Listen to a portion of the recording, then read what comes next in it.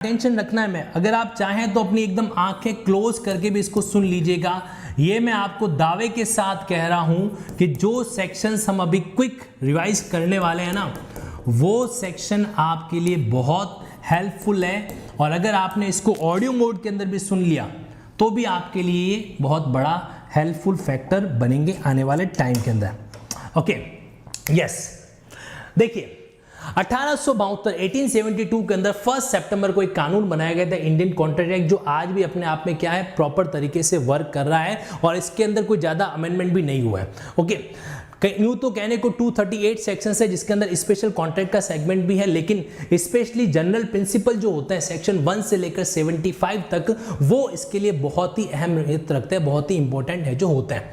ठीक है, अब देखिए सबसे पहले सेक्शन 1 की अगर मैं आपके सामने बात करूं तो यहां पर क्या रहेगा, इंडियन कॉन्ट्रैक्ट एक्ट पूरे भारत में, होल इंडिया के अंदर एप्लीकेबल होगा और 1 सितंबर को इसकी जो है इफेक्टिव डेट हुआ था। ये सेक्शन 2 जो है अलग अलग तरह की डेफिनेशन देता है। वो कहता है कि ऑफर क्या होता है, प्रपोजल क्या होता है, एक्सेप्टेंस क्या होता है, एग्रीमेंट क्या होता है, एक तरीके से प्रॉमिस क्या होता है, या फिर वॉइड एग्रीमेंट किसको कहेंगे, वॉइडेबल कॉन्ट्रैक्ट किसको कहेंगे, वैलिड कॉन्ट्रैक्ट है जो किसको कहा जाएगा। ये सारी चीजों को समझाने का काम सेक्शन 2 ने किया है। लेकिन सेक्शन 2 ही सारी डेफिनेशन रखता है ऐसा नहीं है, आपको इंडियन कॉन्ट्रैक्ट एक्ट के अलग पार्ट के अंदर भी कई तरह की डेफिनेशन जो है मिलेगी।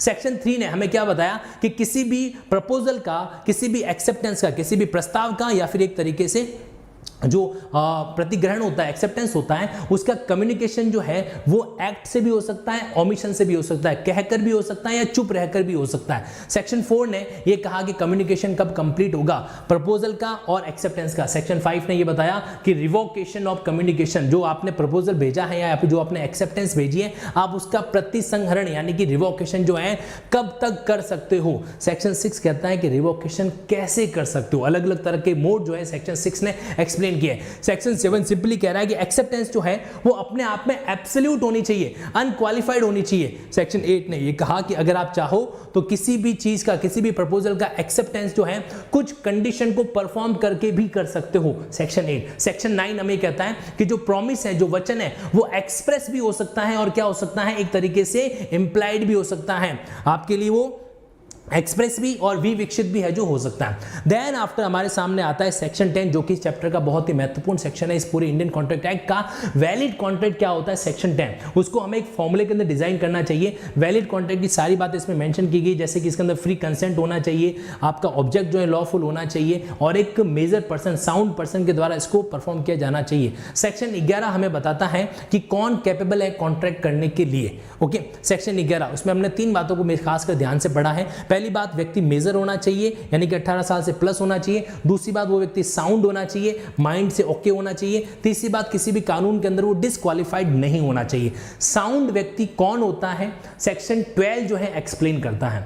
ओके, सेक्शन 12 ने इस बात को एक्सप्लेन किया कि अगर वो सवाल को समझ सके और उसका रेशनल जजमेंट दे सके तो वो व्यक्ति साउंड है। सेक्शन 13 कंसेंट को एक्सप्लेन करता है। सेक्शन 14 फ्री कंसेंट क्या होती है उसको बताता है। फ्री कंसेंट का मतलब जहां पर सेक्शन 15, 16, 17, 18, 20, 21, 22 वगैरह नहीं आए, वहां पर वो होती है फ्री कंसेंट। ओके, सेक्शन 15 ने कोर्जन को एक्सप्लेन किया। सेक्शन 16 ने अनड्यू इन्फ्लुएंस को, असम्यक प्रभाव को एक्सप्लेन किया। सेक्शन 17 ने फ्रॉड के बारे में बताया। सेक्शन 18 ने मिस रिप्रेजेंटेशन, दुर्व्यपदेशन के बारे में एक्सप्लेनेशन दी। सेक्शन 19 ये कहता है अगर कोई भी कॉन्ट्रैक्ट जो है कोर्जन के कारण, प्रपीड़न या अन्य फ्रॉड के कारण या फिर जो मिस रिप्रेजेंटेशन है उसके कारण इफेक्ट होता है तो वो कॉन्ट्रैक्ट वॉइडेबल होगा। ये बात किसने कह दी, हमारे सेक्शन 19 ने जो है वहां पर एक्सप्लेन की। 19A ये कहता है कि अगर अनड्यू इन्फ्लुएंस के कारण कोई भी कॉन्ट्रैक्ट होता है, अनड्यू इन्फ्लुएंस, तो वहां पर भी वो क्या हो जाएगा, एक तरीके से वॉइडेबल कॉन्ट्रैक्ट है जो कहलाएगा। सेक्शन 19A ने यहां पर एक्सप्लेन किया। सेक्शन 20 ये कहता है कि अगर तथ्यों की आप मिस्टेक करते हो, फैक्ट की मिस्टेक करते हो और वो बायलैटरल मिस्टेक है, दोनों पार्टीज की तरफ से की गई है, तो वो सेक्शन 20 के तहत एक तरीके से वॉइड एग्रीमेंट कहलाएगा।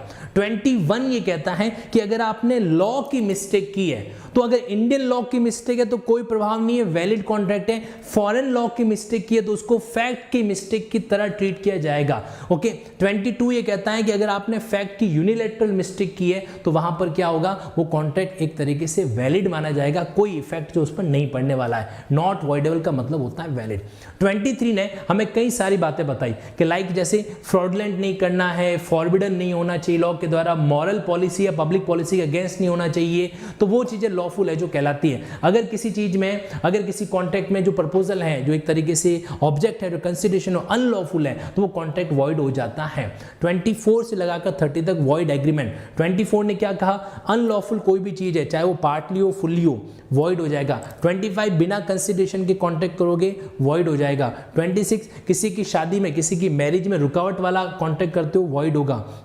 27 रेस्टोरेंट में, किसी व्यापार व्यवसाय के रेस्टोरेंट में रुकावट के लिए अगर आप कोई एग्रीमेंट करते हो, वॉइड होगा। अगर लीगल प्रोसीडिंग को रोकने के लिए वो एग्रीमेंट कर रहे हो सेक्शन 28 के तहत, वो क्या हो जाएगा, वॉइड हो जाएगा। 29 के तहत अनसर्टेनिटी, अनिश्चितता वाला आपने कोई एग्रीमेंट किया है तो वो वहां पर क्या रहेगा, एक तरीके से वॉइड जो है रहने वाला है। देन आफ्टर वहां पर क्या चीज आ जाएगा आपके सेक्शन 30 के अंदर क्या मेंशन कर रखा है, वैगरिंग एग्रीमेंट, छदम अगर इस तरह से कोई आप संविधाएं करते हो तो वो भी वॉइड होगी, सिवाय हॉर्स रेस के अंदर 500 रुपए या उससे ज्यादा के रिवॉर्ड को छोड़कर। 31 कॉन्टिजेंट कॉन्ट्रैक्ट के बारे में है जो डील करता है। कॉन्टिजेंट कॉन्ट्रैक्ट का मतलब जो कोलेटरल इवेंट पर डिपेंड करता है। अगर कोलेटरल इवेंट हैपनिंग पर डिपेंड कर रही है तो 32, अगर कोलेटरल इवेंट नॉन हैपनिंग पर डिपेंड कर रहा है तो 33 वहां पर अप्लाई होता है। कॉन्टिजेंट कॉन्ट्रैक्ट किसी लिविंग पर्सन, किसी जीते जाते इंसान के कंडक्ट पर निर्भर करता है तो 34 को ध्यान में रखा जाता है। और अगर कोई भी कॉन्टिजेंट कॉन्ट्रैक्ट के तहत हैपनिंग और नॉन हैपनिंग किसी टाइम फैक्टर के तहत बंधी हुई है तो सेक्शन 35 को फॉलो किया जाएगा।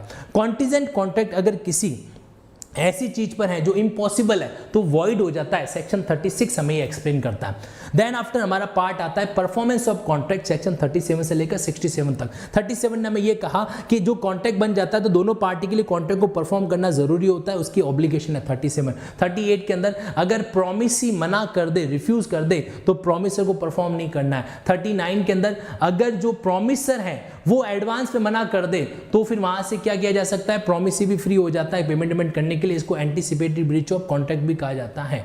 40 से लेकर आपके 45 तक कौन कॉन्ट्रैक्ट को परफॉर्म करेगा, तो 40 कहता है पार्टीज के थ्रू परफॉर्मेशन हो सकता है। 41 कहता है थर्ड पार्टी से आपने परफॉर्म करा दिया तो फ्री है। 42 के अंदर जॉइंट लायबिलिटी, एक से ज्यादा व्यक्ति अगर लायबल है परफॉर्म करने के लिए तो किसी एक को भी आप क्या कर सकते हो, बाध्य कर सकते हो। अगर 43 के तहत आपने किसी एक पर्सन को कंपेल किया है तो इसका मतलब ये नहीं है कि दूसरे व्यक्ति फ्री हो जाएंगे। 44 ये कहता है अगर आपने किसी सिंगल पर्सन को रिलीज कर दिया उसकी लायबिलिटी से तो इसका मतलब ये नहीं है कि वो परमानेंटली फ्री हो गया, वो दूसरे वाले परफॉर्म करने वाले लोगों के लिए लायबल है जो रहेगा। 45 में जॉइंट राइट्स की बात की गई, कोई भी व्यक्ति अपने इस राइट को इन्फोर्स करवा सकता है। 46 से लेकर 50 तक टाइम एंड प्लेस, कहां पे और कैसे कॉन्ट्रैक्ट को परफॉर्म करना है। जैसे 46 कह रहा है कि भाई अगर कोई टाइम स्पेसिफाइड नहीं है, ना ही कोई अप्लाइड कर रखा है तो रीजनेबल आवर्स में अप्लाई कर दो।